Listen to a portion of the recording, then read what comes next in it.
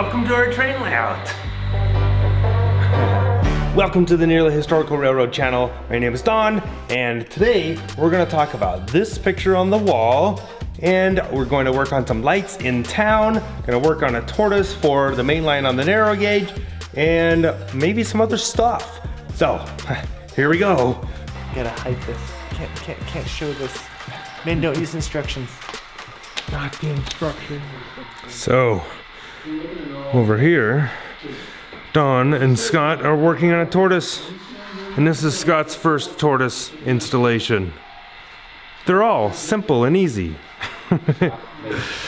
So we can switch the turnout from the right side where Dad is. All right, Scott, try yours.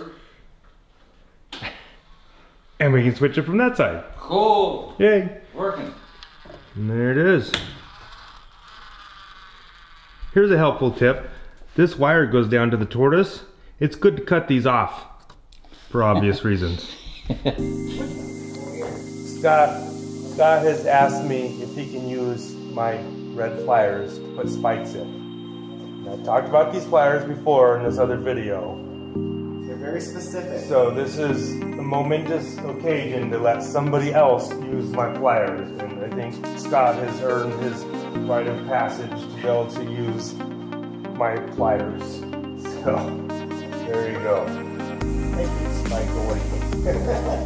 Okay, I'm gonna show you what Scott's working on right now. So, here's our narrow gauge main line that we recently got going. This side goes into the rest of the layout over here. And it's gonna connect in right here. This is gonna change up a little bit later in life. I'm actually probably gonna put a turnout there and whatnot. But for now, we just wanna put, it's like 8 inches short of connecting into the dual gauge. So that we can run stuff, we're gonna go ahead and put this piece in there so we can, well, use it. Run trains! Run trains. Back in town here, Dad's working on lights, street lights. You working on street lights? Yeah, yes. Street lights. So, Scott got that little piece of track in, and it's been drying. We put some cardboard on there just as a safety so the train doesn't fall off and hit the floor. I've heard that thousands of times now.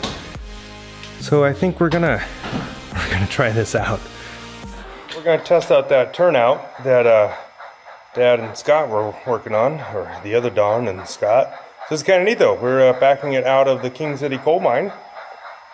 So that's kind of cool. In the last few videos we've worked on that.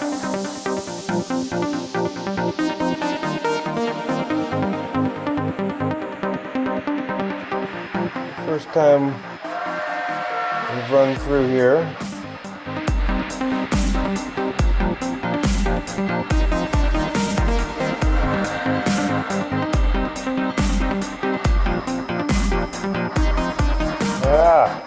We have not been over here in a while. Good stuff. Second train with a narrow gauge locomotive going on the new part here, and that train has made it through.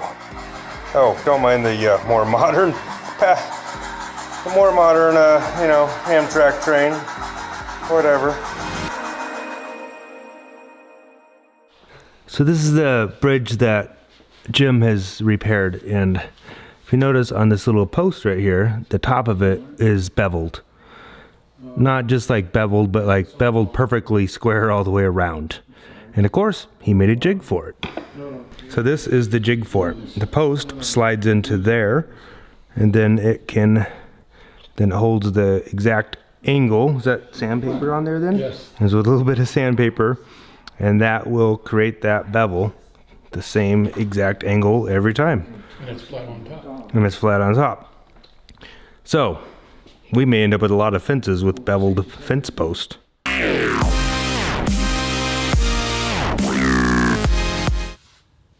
Here's track here. It goes through the wall. This is the wall. And it comes out over there. But there's a little bit of an elevation difference, I think. Having a little bit of an issue going through this and making that work. So I'm gonna work on that a little bit and see if we can get that better. Okay, so here's the problem. We put the level on here, and that side over there is nice and level on the top of the rail, but once it gets to the wall, you can see there's a gap in here. It's like a 1/4 inch. So that's why we're having things uncouple as they go through. Stays on the track, but the couplers go. So we're going to try to fix that.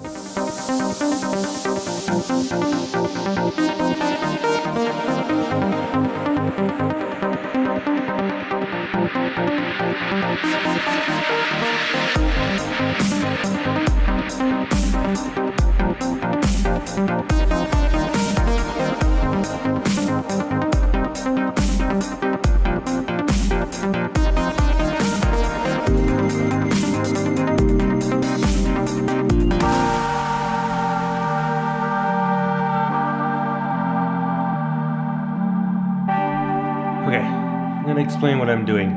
This is the wall of dreams. Yeah. Okay. So this is Romley, sort of. Romley, Colorado. These are all the pictures on the internet, or a lot of the pictures on the internet that I could find of Romley, also known as Red Town, I think, for a while. And this is a satellite picture from Google of like where it was.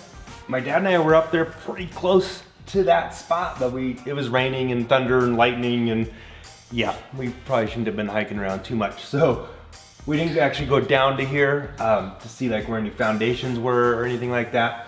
But from this, I can kind of pick out where maybe the buildings were at based on the pictures and stuff. So I put this together a while ago to try to figure out what the buildings looked like, about what position they were in.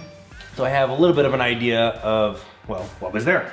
So now I'm trying to kind of figure, hold on. On this, you probably can't really see that, it's too far away now. No more so. This road that goes through here, that's gonna be this road that comes down this way.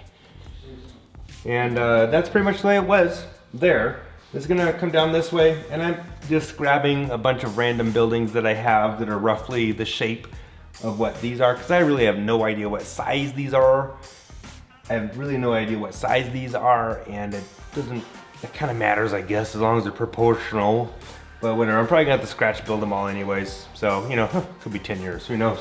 But, so I'm just grabbing random buildings that I have to kind of place them and trying to figure out where they may fit in. I may or may not be able to have them all, maybe just some of them.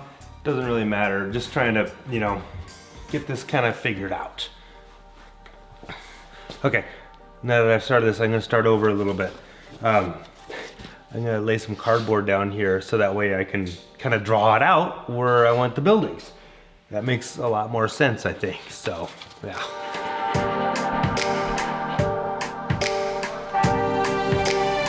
Shh, you smell that?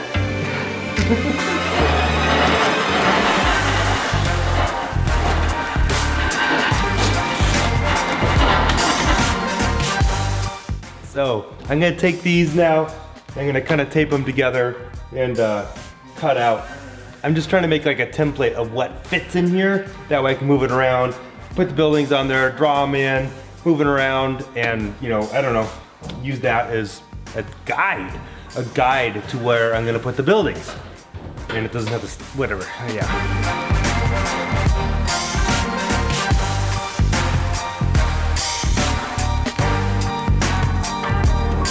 So I'm just gonna lay this on the ground flat so it can kind of dry. But the idea is now I can stick buildings on here and draw, you know, kind of where they should be, and then I can use this as a template to figure out the heights of everything, because this is gonna go downhill and blah, blah, blah. At this point in time in the video, I'm gonna take you around and show you a couple things that we did. You probably kind of saw it, but hey, we'll sum it up. So my father, Don, did some wiring under here for the lights on the main street up above. Not exactly sure what he did, but that's all right. He worked on it. Progress. So I put these buildings here. They're random. They don't mean anything right now. But what we came to the conclusion of is that we needed to make a little cardboard template, which is that down there. So we will stick that up here, set it down, figure out where we want the buildings for Romley, and that will hopefully closely resemble that. So as you know, we had some issues with coming through the wall here, and we ran stuff in and out of that and through here, and it seemed to work quite well. I think there was one turnout that wasn't making contact, but that's not a big deal compared to everything else.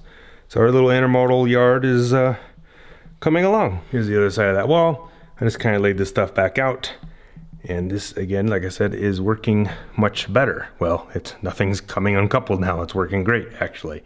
Oh wait, while we're over here talking about the cow field area, in the last few days, my dad actually got tortoises in here and here and over here and over here, and they're all working. So now we can flip these turnouts back and forth with these toggle switches temporarily stuck right here. Also got a working tortoise on that, and in here, and on that one there too.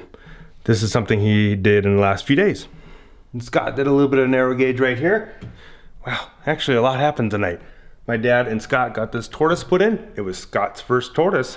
So another thing that happened is Jim and John talked a lot about LED lights and stuff and things. I wasn't quite part of that conversation, so I don't know what it was about, but it always comes out good. All right, that's it for the night. Thanks for watching our videos. We had a full house. I was here, Don, my dad. That's mostly my shiny head. All right, that's it for the night. It was a full house. All right, that's it for the night. Thanks for watching the videos. It was a full house. We had myself, Don here. I forgot who I was. My dad, Don, and John, and Scott, and Jim. They were all here. So that's pretty cool. And, you know, like our videos, subscribe, do that type of stuff. Share them, leave some nice friendly comments. And we'll see you next time where something's gonna happen. I don't know what. We'll see what happens. All right, thanks for watching.